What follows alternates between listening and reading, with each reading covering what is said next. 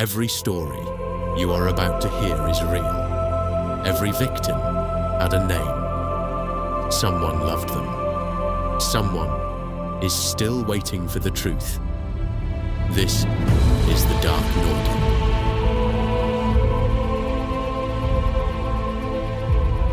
There is a kind of disappearance that feels different from the others. Not the kind where someone walks out of a relationship and starts over somewhere new.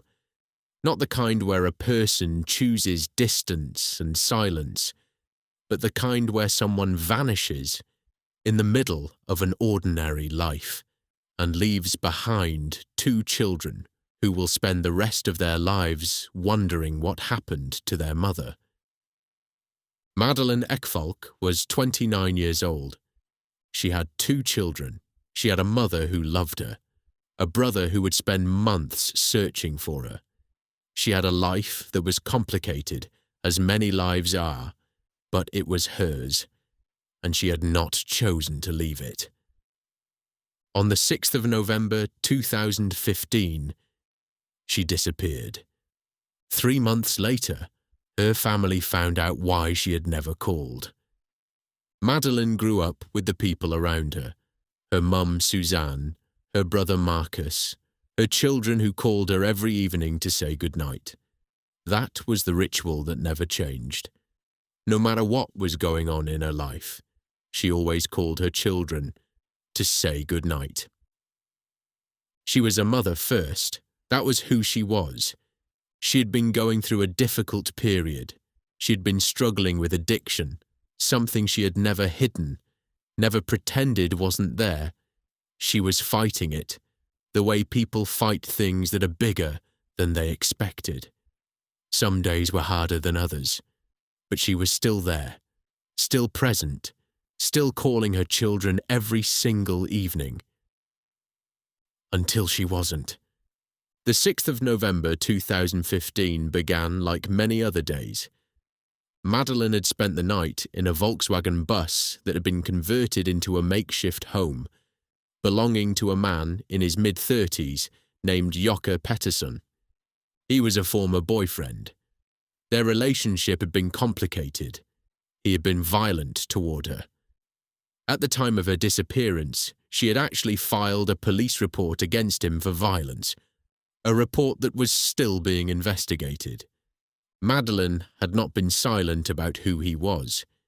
In 2014, a year before she disappeared, she had written about him publicly.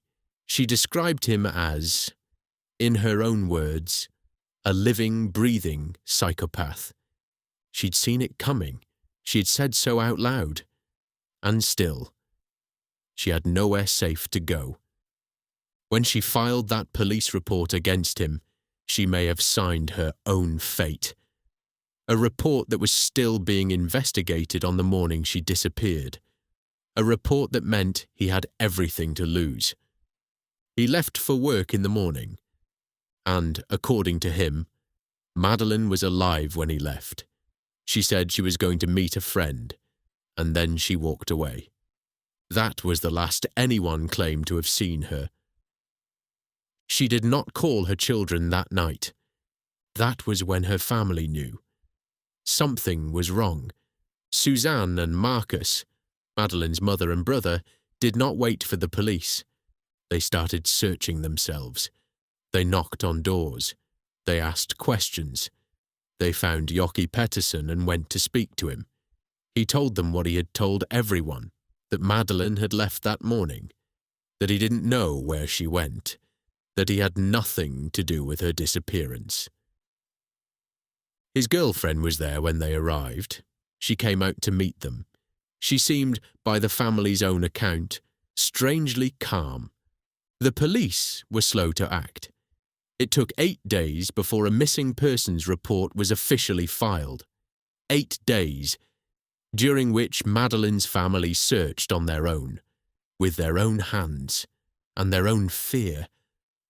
When the police did begin investigating, the trail had gone cold. Searches were conducted, dogs were brought in, helicopters flew over the forests and fields around Uplands, Väsby. The volunteer organisation Missing People put out a call. People came. They searched. Nothing. Then, on the 8th of February, 2016, 3 months after Madelene disappeared, a police officer decided to go back to the area near the motorway junction, the place where her phone had last connected, the place where her trail ended. He walked into the forest, and he found her. Madelene Ekfalk was there, in a clearing, not far from the road, but she was not lying on the ground the way a body is found in the forest. She was encased, sealed inside a block of concrete that weighed over 600 kilograms. Someone had carried her there, had mixed cement, bags and bags of it, had poured it around her, in the forest, in the cold, had waited for it to set, and had left. Investigators later concluded that the concrete had likely been mixed on the spot. The materials had to have been brought there deliberately. This was not a moment of panic. This was planned. This was someone who had thought about what they were doing and had done it anyway. The focus of the investigation turned immediately to Jocke Pettersson. In the days following Madelene's disappearance, records showed that he and his girlfriend had purchased large quantities of cement. That purchase was now evidence. Forensic analysis of the concrete matched materials found connected to the pair. Objects found in their home could be linked to the concrete block in which Madelene had been found. He and his girlfriend were arrested, charged with murder. And then something happened that Madelene's family could never fully accept. The medical examiners faced an impossible task. Madelene's body had been in concrete for 3 months. The forensic evidence that would normally establish cause of death, the kind of evidence that builds a murder case, had been destroyed, not by accident, by design. There was a rope found around her neck inside the concrete, but even that was not enough to establish beyond legal doubt exactly how she had died. The murder charges were dropped. The prosecutors could not establish how Madelene died. The case for murder could not be proven. Instead, both Jocke Pettersson and his girlfriend were charged with a different crime entirely. Brott mot griftefriden, violation of the sanctity of the grave, the illegal handling and concealment of a dead body. He was sentenced to 1 year and 8 months in prison. She received 1 year. That was the sentence, for sealing a 29-year-old mother in 600 kilograms of concrete and leaving her in a forest. Madelene's mother Suzanne spoke to the press after the verdict. She said, "Why would you cement someone in if you had nothing to hide? It is a question that has never been answered, not legally, not officially, not in a way that gave Madelene's family what they needed." Her stepfather, Hasse, was devastated. "That it doesn't become the maximum sentence," he said, "feels absolutely terrible." Jocke Pettersson did not serve his sentence quietly. After the verdict, he fled to Thailand. He was listed as a fugitive by Swedish police, while his wife told reporters he is on holiday.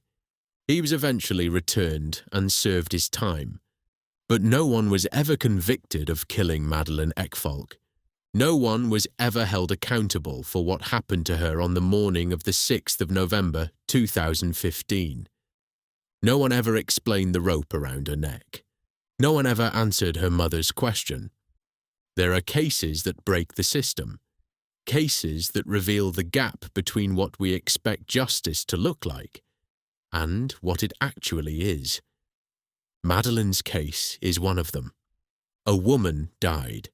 Her body was deliberately concealed in a way specifically designed to destroy evidence, and the law, as it exists, as it was applied, could not reach far enough to answer for the thing that mattered most: her death. She was 29 years old. She had 2 children who called her every evening to say goodnight. She had a mother who never stopped looking for her. She had a brother who knocked on strangers' doors, trying to find his sister. She was not defined by the hardest years of her life. She was defined by the fact that no matter what, she always called her children. Until someone made sure she couldn't. Her name was Madelene. She was a mother, a sister, and someone's daughter. She always called her children to say goodnight. And that is how she deserves to be remembered. We tell their stories, so they never be forgotten. This has been The Dark Nordic.